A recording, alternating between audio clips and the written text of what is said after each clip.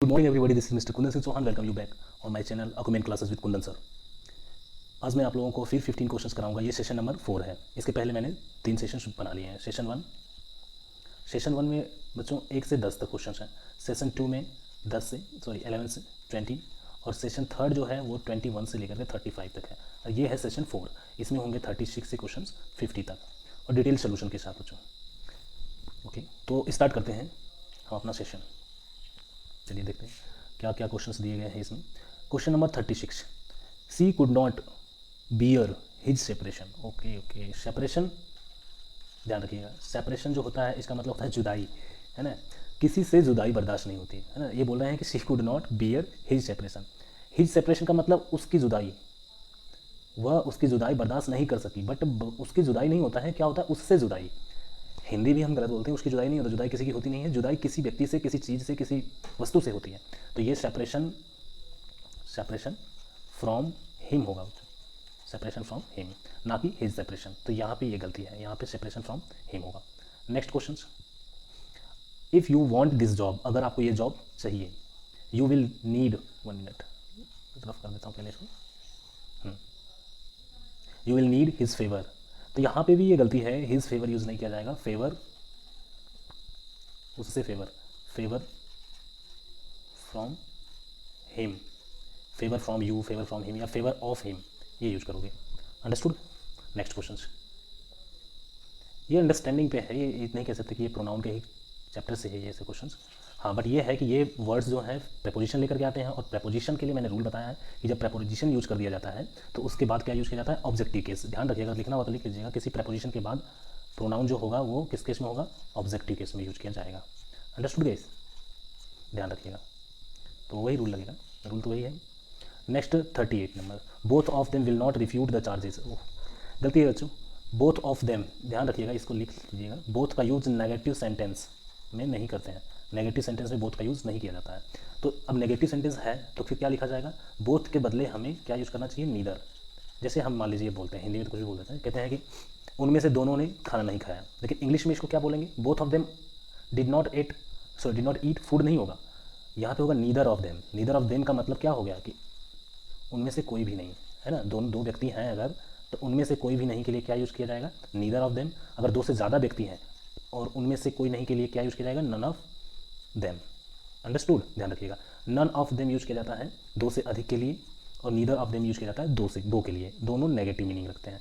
अब जब ये नेगेटिव यूज कर दिया जाएगा, नेगेटिव वर्ड है ना ये, नीदर और नन, तो इस सेंटेंस में नॉट हट जाएगा। अगर नॉट कहीं यूज किया गया है तो फिर एरर हो जाएगी, तो वहाँ से हटा देंगे नॉट को। तो इसका जो करेक्ट सेंटेंस क्या होगा, जो ये लिखा गया है यहाँ पे, both of them will not, ये पूरा फर्स्ट पार्ट में पूरा गलत है बच्चों। तो यहाँ पे हम यूज क्या करेंगे, इसके जगह पे हम यूज करेंगे नीदर ऑफ देम। अब जब नीदर ऑफ देम यूज करेंगे, ये नेगेटिव ऑलरेडी बन गया सेंटेंस, तो यहाँ पे विल लगाएंगे और नॉट हट जाएगा, तो ये सीधे आ जाएगा विल रिफ्यूट। अच्छा, रिफ्यूट का मीनिंग क्या होता है, ध्यान दीजिएगा। रिफ्यूट का मतलब होता है, वैसे कोई आपके ऊपर चार्जेस लगे हुए हैं तो अभी हम ये ध्यान दीजिएगा, रिफ्यूट का मतलब क्या होता है, खंडन करना होता है। वैसे रिफ्यूट का मतलब होता है क्या, खंडन करना, कोई बात को झूठा साबित करना। इसके लिए और भी वर्ड्स होते हैं। अब जैसे कोई इसका सिनोनिम्स रिफ्यूज़ भी होता है, ध्यान रखिएगा। आपको कोई ऑफर दे रहा है, आप उसको एक्सेप्ट नहीं कर रहे हो, है ना। आपको कोई चार्जेज आपके ऊपर लगा रहा है कि आपने ये गलत काम किया, लेकिन आप उसको एक्सेप्ट नहीं कर रहे हो, आप मना कर रहे हो कि मैंने ऐसा नहीं किया है, तो वो रिफ्यूट होता है। जब कोई ऑफर देता है आप एक्सेप्ट नहीं करते तो रिफ्यूज़ होता है। अंडरस्टूड। इसका सिनोनिम्स तो डिनाई भी हो जाएगा। अंडरस्टूड। तो ध्यान रखिएगा, आगे के क्वेश्चन बच्चों ध्यान रखिए। क्वेश्चन नेक्स्ट है question number 39, she is the kind of women, वह उस तरह की लेडी है, किस तरह की भैया, होम एवरीबडी नोज, हर कोई जानता है, इज़ बिनाइन एंड मैग्नेनिमस। देखिए बिनाइन मीनिंग भी बताते चलूँगा आप लोगों को। बिनाइन का मतलब होता है बच्चों, और मैग्नेनिमस दयालु और उदार। मैग्नेनिमस इसका मतलब होता है जेनरस, और काइंड भी बोल सकते हैं, काइंड एंड जेनरस इसके इजी मीनिंग होते हैं। तो बिनाइन, और ये क्या बोल रहा है कि she is the kind of women who everybody knows, हर कोई जानता है, इज़ बिनाइन। अब ये देखिए, मैंने बताया था ये रिलेटिव प्रोनाउन, ये जो होता है रिलेटिव प्रोनाउन हमेशा, ये जो सबॉर्डिनेट क्लॉज है, ये सबॉर्डिनेट क्लॉज है। सबॉर्डिनेट क्लॉज में ध्यान रखिए कि जो चीज़ की रिक्वायरमेंट है, मतलब कि इसमें एक सेंटेंस ये है, एवरीबडी ये सब्जेक्ट है, इसके लिए यहाँ पे दे दिया गया है वर्ब, फिर ये वर्ब है, लेकिन इस वर्ब के लिए ध्यान रखिए, इस वर्ब के लिए कोई सब्जेक्ट नहीं है, यानी ये रिलेटिव प्रोनाउन क्या होगा, सब्जेक्ट होगा। 1 मिनट, ये रिलेटिव प्रोनाउन सब्जेक्ट ही होगा बच्चों। 1 मिनट। तो अब सब्जेक्टिव फॉर्म में रिलेटिव प्रोनाउन क्या यूज़ किया जाता है, सब्जेक्टिव फॉर्म में अगर रिलेटिव प्रोनाउन यूज़ करना है व्यक्ति के लिए, तो हमने आप कई क्वेश्चंस में बता दिया है और पहले भी, हु का यूज़ करते हैं सब्जेक्ट के तौर पे, है ना, कि काम किसने किया है। होम का यूज़ तब करते हैं जब हमें किसकी ज़रूरत हो, ऑब्जेक्ट की, जब आगे वाले सेंटेंस में ऑब्जेक्ट की ज़रूरत हो। और हुज़ का यूज़ कब करते हैं, जब मालिक के बारे में पूछा जाए, है ना, मतलब पॉजेसिव केस में, अधिकार दिखाने के लिए, पॉजेसिव केस में। Understood guys. नेक्स्ट क्वेश्चन क्या होगा, यहाँ पे आंसर तो पता चल गया होगा आप लोगों को कि होम की जगह पे हु यूज़ किया जाएगा। नेक्स्ट क्वेश्चन है 40। The master did not know, मालिक को नहीं पता था, who of the servants broke the expensive dinner set. Expensive मतलब महंगे वाला डिनर सेट किस सर्वेंट ने, कौन से सर्वेंट ने तोड़ा है। एक चीज़ ध्यान दीजिए, वैसे तो पता होगा, वैसे जनरली हु का यूज़ किया जाता है पर्सन के लिए, व्यक्ति के लिए, है ना, पर्सन के लिए सब्जेक्टिव फॉर्म में, मतलब जहाँ पे नॉमिनेटिव या नॉमिनेटिव फॉर्म की जरूरत होगी वहाँ पे पर्सन के लिए हु ही यूज़ किया। मतलब अगर ये बोला जाता है कि किसने तुमको पढ़ाया, है ना, हु टॉट यू, तुमको किसने पढ़ाया था, हु टॉट यू। अंडरस्टूड। लेकिन जब सिलेक्शन की बात हो, सिलेक्शन का मतलब चूज करने की बात, लोग ज़्यादा हों और उनमें से बोला जाए कि इनमें से किसने तुम्हें पढ़ाया था, है ना, या इनमें से ये काम किसने किया था, जब कई लोगों में सिलेक्शन की बात की जाए तो बच्चों ध्यान रखना हु ऑफ द नहीं यूज़ किया जाता है। इसके एक और कारण है कि ऑफ का यूज़ हु के साथ नहीं होता, किसी प्रपोजिशन का यूज़ हु के साथ नहीं होता है। तो यहाँ पे हम यूज़ क्या करते हैं, विच, सिलेक्शन के लिए, मतलब काफ़ी लोगों में से किसी एक को चुनना है या किसी एक का पता लगाना है, तो विच ऑफ करके फिर यहाँ पे द लगा के यहाँ पे जो नाउन होगा वो प्लूरल फॉर्म में होगा। प्लूरल फॉर्म में होगा, ये भी ध्यान रखिएगा, क्यों, क्योंकि प्लूरल में से ही तो सर्च करना है। अगर ये एक ही व्यक्ति होता तो उसमें सिलेक्शन करने की क्या जरूरत होती, तो सीधे हु लग जाता। तो विच ऑफ के बाद हमेशा ध्यान रखिएगा यहाँ पे काउंटेबल प्लूरल नाउन होगा, तो गलती कुछ भी आ सकती थी बच्चों।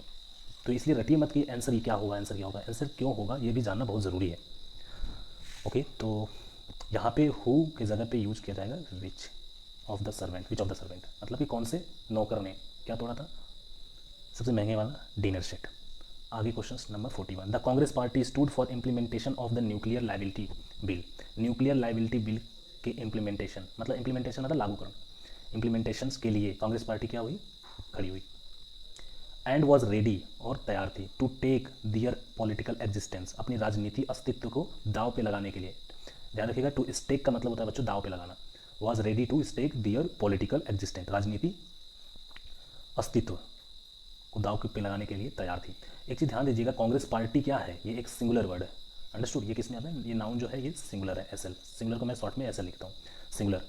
अंडरस्टूड, तभी तो उसके लिए यहाँ पे वाज का यूज़ किया गया है। जब ये सब्जेक्ट सिंगुलर है तो यहाँ पे ये पॉजेसिव केस जो यूज़ किया गया है बच्चों, है ना, कोई नाउन अगर सिंगुलर है और वो व्यक्ति नहीं है, कोई ऑर्गेनाइजेशन है ना, या फिर एनिमल है, तो उसके लिए हम इट्स का यूज़ करते हैं।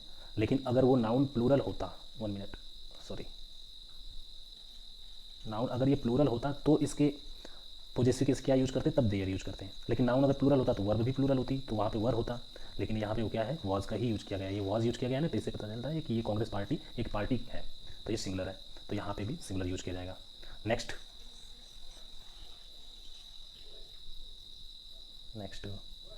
42। He is not one of those, वो उनमें से नहीं है। अब किन में से नहीं है भाई साहब, who will help every Tom Dick and Harry. ये एक फ्रेज़ है, ईडियम फ्रेज है। टॉम डिक हैरी जो वर्ड है किसी का नाम नहीं है बच्चों, Tom Dick and Harry, Harry, इसका मतलब होता है ऐरा गैरा, मतलब हर आदमी, एक साधारण व्यक्ति, हर आदमी जो किसी, देखो इसका मीनिंग क्या होगा, he is not one of those, वो उनमें से नहीं है, हु विल हेल्प, जो हेल्प करेगा हर एक आदमी को। Every Tom Dick and Harry का मतलब होता है हर एक आदमी को, चाहे वो साधारण हो चाहे जैसा हो। होम, जिनसे, ही मीट्स, ही मीट नहीं होगा, क्या होगा यहाँ पे, दे मीट होगा, दे, ये प्लूरल आएगा। अब क्यों आएगा मैं बताता हूँ आपको, इस सेंटेंस के सेंस से समझ में आ जा रहा है कि he is not one of those, वह व्यक्ति उनमें से नहीं है जो हर व्यक्ति को हेल्प करेगा जिनसे वे मिलते हैं। कौन, ये दोज के लिए। एक चीज़ ध्यान दीजिएगा, यहाँ पे जब भी रिलेटिव प्रोनाउन यूज़ किया गया होता है तो ये सबऑर्डिनेट क्लॉज होती है, प्रिंसिपल क्लॉज होती है। तो प्रिंसिपल क्लॉज में जो एंटीसीडेंट होता है, जो सबसे लास्ट वाला होता है, ये एंटीसीडेंट है ना, एंटीसीडेंट जो होता है, इसी के अकॉर्डिंग इस सेंटेंस में वर्ब यूज़ की जाती है और इस सेंटेंस में प्रोनाउन यूज़ किए जाते हैं। तो वो प्रोनाउन, तो ये प्लूरल है, दोज प्लूरल है, तो इसके लिए वर्ब भी प्लूरल होगी और क्या होगा, प्रोनाउन भी। तो प्रोनाउन यहाँ पे यूज किया गया है तो ही नहीं यूज होगा, यहाँ पे क्या होगा, दे यूज किया जाएगा। और जब they plural verb plural use कर दिया तो मीट्स नहीं होगा, क्या होगा, मीट होगा। Understood. Next question, question number 43। It is not easy for anyone to command, यह हर किसी के लिए आसान नहीं है। टू कमांड करना, respect from both one's friends and, both use किया गया है, यानी ये जो दो चीज़ें हैं ये अलग अलग है। बोथ का मतलब तो दोनों हो गया। अब वंस फ्रेंड्स के बाद एंड लगाया गया है, तो यहाँ पे भी क्या होगा बच्चों, वंस क्रिटिक्स होगा। वन क्रिटिक, 1 मिनट, क्या होगा यहाँ पे, वंस क्रिटिक्स। अब क्यों होगा इसके पीछे का मैं आपको, सॉरी 1 मिनट रफ कर देता हूँ इसको। One's critics. एक चीज़ आपको बताता हूँ कॉन्सेप्ट, हालांकि ये सब्जेक्ट वर्ब एग्रीमेंट में आप लोगों ने पढ़ा होगा कभी, या फिर वैसे में चैप्टर पढ़ाऊंगा तो बता दूंगा। कभी आर्टिकल द का यूज़, अगर दो नाउन एंड से जोड़े गए हों, नाउन यहाँ पे एक नाउन हो, नाउन का मतलब कोई नाम हो, व्यक्ति हो, वस्तु हो, समझो, है ना, ये नाउन नंबर 2, ये 2 है वो। अगर ये आर्टिकल द सिर्फ एक के पहले, या कोई भी आर्टिकल ए लगा लो, है ना, एक के पहले रहेगा, तो ये दोनों नाउन, 1 मिनट बढ़िया,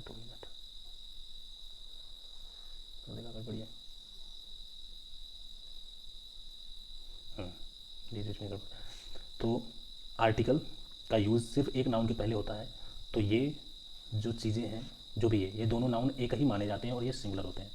लेकिन इस सेंटेंस में इसने बोथ लगा करके ये कंफर्म कर दिया है कि ये जो है एंड से जो जोड़े गए नाउन हैं, क्रिटिक्स और फ्रेंड्स, ये दोनों अलग अलग है। अंडरस्टूड। तब आर्टिकल द, ए, ये दोनों के पहले यूज किए जाएंगे। अंडरस्टूड। तभी ये अलग अलग नाउन माने जाते हैं। इसी तरह से पॉजेसिव केस भी, पॉजेसिव केस का मतलब वही, चाहे हिज हो यहाँ पे, चाहे वंस हो यहाँ पे। अंडरस्टूड। ये भी दोनों के पहले यूज किया जाएगा। अंडरस्टूड। चलिए आपको एक बार बताता हूँ। हाँ, पॉजेसिव केस वंस नाउन, यहाँ पे जो नाउन यूज किया गया होगा, यहाँ पे नाउन एंड करके यहाँ पे जो नाउन होगा, ध्यान दीजिएगा ये नाउन दोनों अलग अलग दिखाने हैं कि ये दो नाउन है, तो यहाँ पे जो पॉजेसिव केस यूज़ किया गया है वो पॉजेसिव केस यहाँ पे भी यूज़ किया जाएगा। अदरवाइज ये दोनों नाउन एक ही को रिप्रेजेंट करेंगे और ये सिंगुलर माने जाएंगे, लेकिन बोथ लगा करके ये कंफर्म किया है कि ये दो अलग अलग चीज़ें हैं। अंडरस्टूड। तो गलती यही है, आगे कुछ पढ़ने की क्या जरूरत है। एज महात्मा गांधी डिड, जैसा कि महात्मा गांधी करते थे। नेक्स्ट क्वेश्चन, वीडियोस लंबा हो जाता है ऐसे, टाइम पे ख़त्म करना होता है। नेक्स्ट क्वेश्चन है बच्चों 44, ही, यू एंड आई। मैंने पिछली क्लास में बताया था, shall arrange everything and shall not ask them for help. He, you and I shall arrange everything, वह, तुम और मैं सब चीज़ अरेंज करेंगे, and shall not ask them for help, और उनसे हेल्प के लिए नहीं बोलेंगे। एक चीज़ ध्यान रखिएगा बच्चों, जब भी सब्जेक्ट, अगर तीनों पर्सन यहाँ पे यूज किए गए हैं ना, मतलब ये क्या है, थर्ड पर्सन है, ये क्या है, सेकंड पर्सन है, और ये क्या है, फर्स्ट पर्सन है।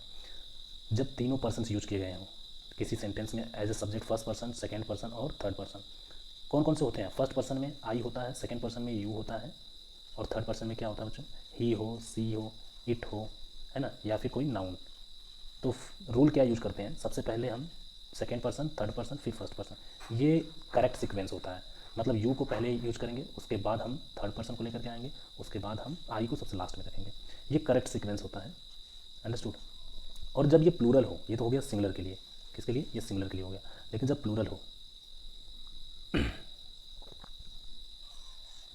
अगर प्लूरल हो तो 1 2 3 यूज करते हैं, 1 2 3 सीक्वेंस यूज करते हैं। मतलब फर्स्ट पर्सन प्लूरल कौन होता है? वी। सेकंड पर्सन प्लूरल कौन होता है? यू। और थर्ड पर्सन प्लूरल कौन होता है? एंड। थर्ड पर्सन प्लूरल क्या होता है? या तो कोई नाउन प्लूरल है तो वो थर्ड पर्सन प्लूरल ही कहलाता है, या फिर इसकी जगह पे प्रोनाउन दे यूज किया जाता है। तो ये करेक्ट सीक्वेंस होता है, ध्यान रखिएगा इनका। एक एक्सेप्शन भी है, वो भी मैं बता देता हूँ कि मतलब कि 1 मिनट। एक्सेप्शन क्या है? एक्सेप्शन ये है कि first person, second person, third person sequence for singular as well as plural, ये दोनों के लिए, चाहे वो सिंगुलर सब्जेक्ट्स हो चाहे प्लूरल हो, दोनों के लिए 1 2 3 ही यूज किया जाएगा। कब? जब सब्जेक्ट कोई क्राइम करते हो, यानी सब्जेक्ट ने कोई क्राइम किया है, या कन्फेशन, मतलब कोई क्राइम किए हैं और उसको मान रहे हैं, गलती मान रहे हैं, कन्फेशन हो। अंडरस्टूड। या कोई मिसडिड हो, या मिसकंडक्ट हो, मिसकंडक्ट मतलब दुर्व्यवहार, अंडरस्टूड। ऐसी चीज़ें हो तो 1 2 3 ही यूज किया जाएगा, चाहे वो सब्जेक्ट क्या हो, सिंगुलर फॉर्म में हो चाहे वो प्लूरल फॉर्म में। ओके गाइस,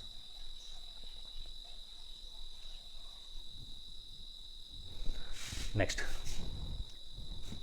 नेक्स्ट कौन सा है 45, was it me who had to face the music.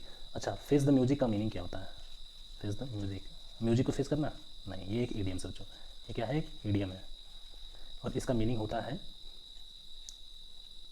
To bear the, to bear the consequences, consequences, जो कुछ भी आपके सामने है ना, उसको बर्दाश्त करना, मतलब डांट सुनना, आपने कुछ आपने गलत कर रखा है ना, तो डांट सुनने को भी हम फेस द म्यूजिक बोलते हैं। नेक्स्ट, अच्छा इसमें गलती क्या है, गलती तो बताया नहीं आपको, वॉज इट आई, ये मैंने पहले भी बताया था आप लोगों को कि जब भी to be form of the verb use करते हैं, जैसे वाज या is,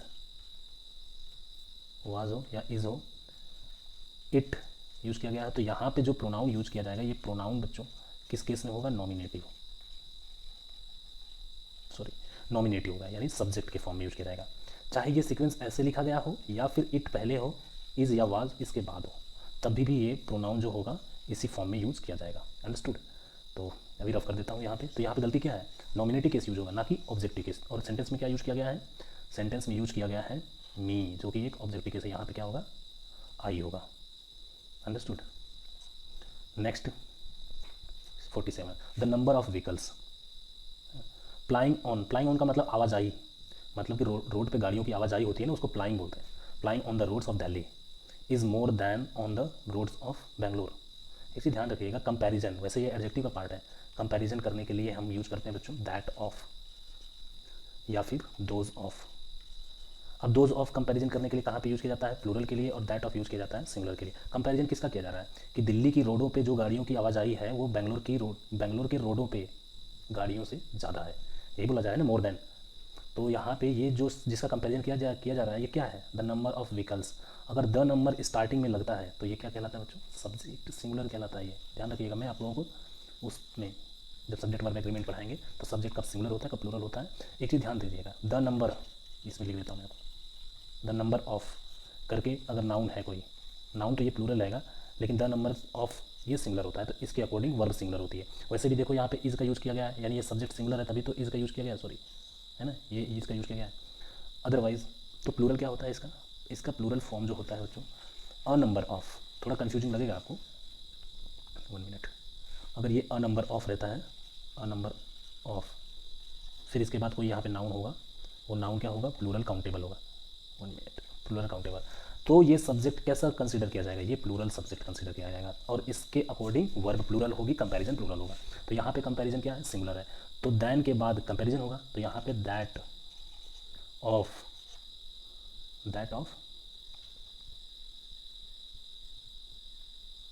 on the roads of Bangalore, ये यूज किया जाएगा, दैट ऑफ का यूज किया जाएगा, ना कि दोज ऑफ का। अगर यहाँ पे अ नंबर ऑफ रहता तो यहाँ पे दोज ऑफ का यूज किया जाता कंपैरिजन करने के लिए। नेक्स्ट है बीइंग अ डेस्टिट्यूट, डेस्टिट्यूट का मतलब गरीब होता है, गरीब को और इंग्लिश में क्या बोलते हैं, इम्पॉवरिज्ड, या फिर पॉपर, पॉपर का भी मतलब गरीब होता है, नीडी, पुअर तो सबको ही पता होगा, डेस्टिट्यूट, ये डेस्टिट्यूट तो है ही वैसे, इन सब का मतलब होता है गरीब, है ना, दरिद्र, गरीब, निर्धन, हिंदी में भी तो कई वर्ड जानते हो आप, तो ऐसे इंग्लिश में भी होते हैं, है ना, जिनको बोलते हैं सिनोनिम्स। तो being a destitute I admitted him to an orphanage, orphanage यहाँ पे अनाथालय बोलते हैं ना ऑर्फनेज को। अब कौन गरीब है, इसके बारे में देखो, ये वर्ब तो यूज किया है ना, बता दिया कि डेस्टिट्यूट है, आई मैंने एडमिट किया, मतलब उसको कहीं पे दाखिला दिलाया, कहाँ पे, ऑर्फनेज में, किसको दिलाया, हिम को, इसको दिलाया ना, तो यही व्यक्ति गरीब होगा, तो ये व्यक्ति गरीब होगा तो सेंटेंस हम वर्ब से स्टार्ट नहीं करेंगे ना, इसको लिखेंगे क्या, ही बीइंग अ डेस्टिट्यूट, ये तो अधूरा सेंटेंस है, ही बीइंग अ डेस्टिट्यूट, ये होगा correct, understood. Next question number 49, one should keep his promise if one wants respect from both friends and enemies. आदमी को अपनी बातों का होना चाहिए अगर वह दोस्त और दुश्मन दोनों की तरफ से रिस्पेक्ट चाहता है तो। ध्यान रखिएगा, वन का बच्चों, वन के लिए पॉजेसिव केस वंस यूज करते हैं, ना कि हिज। ये ध्यान रखिएगा, हिज यूज नहीं करते हैं। हिज किसके लिए होता है? हिज होता है everyone, someone, no one, somebody, anybody, nobody। इन सब के लिए जो पॉजेसिव केस यूज किया जाता है वो हिज यूज किया जाएगा। अगर इंडिकेट करता है कि लेडीज़ हैं तो हर यूज किया जाएगा, मतलब सिंगुलर यूज होगा। लेकिन वन के लिए क्या यूज किया जाएगा? वंस यूज किया जाएगा अपने के सेंस में। अंडरस्टूड। एक और चीज़ बताता हूँ आपको, चलो। वन के लिए तो वंस यूज होगा, लेकिन अगर वन ऐसे लिखा गया होगा, वन ऑफ करके, जैसे मान लीजिए मैं कहता हूँ कि one of them, one of them, उनमें से कोई एक की बात किया जा रहा है।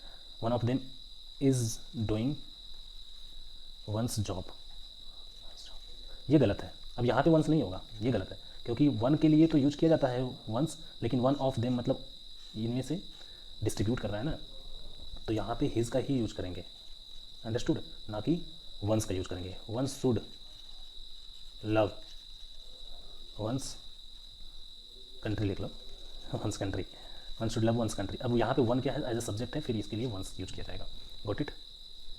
चलो, आप लोगों को ये नहीं है कि मैं क्वेश्चन का सोल्यूशंस बता रहा हूँ, आप लोगों को पूरा चैप्टर ही पढ़ा रहा हूँ। आप पूरे चैप्टर में देखोगे यही चीज़ें हैं, इससे एक रूल भी अधिक नहीं मिलेगा, चाहे कोई भी बुक्स उठा करके देख लो। Next and the last question is 50 number. Half century पार हो जाएगी आज। Last summer I went to Shimla, पिछले समर, पिछली गर्मी को मैं शिमला गया था। And enjoyed very much. अरे भैया मैंने बताया है आपको पहले भी, अवेल के साथ अब्सेंट अगर वर्ब के रूप में है, या फिर एक्विट है अगर वर्ब के रूप में यूज किया गया है, या फिर अडॉप्ट यूज किया गया है, एडजस्ट यूज किया गया है, या फिर इन्जॉय यूज किया गया है, या फिर एग्जर्ट यूज करते हैं।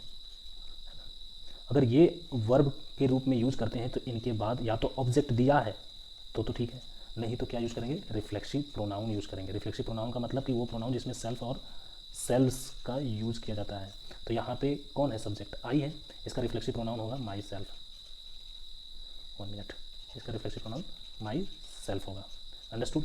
तो बच्चों आज आप लोगों के फिर 15 क्वेश्चंस को मैंने कंप्लीट कर दिया। फिर ऐसे ही बने रहिए आप लोग, मैं पूरे चैप्टर्स कराऊंगा, पूरे क्वेश्चंस कराऊंगा, और जितने भी एग्जाम्स में आए, चाहे सीडीएस का एग्जाम हो, एनडीए का एग्जाम हो, बैंक पीओ का एग्जाम हो, बैंक क्लर्क का एग्जाम हो, या फिर एसएससी का कोई एग्जाम्स है, उनके पूरे क्वेश्चंस को सॉल्व कराऊंगा। मेंस के भी पेपर्स कराऊंगा। ओके गाइस, तब तक के लिए बाय बाय।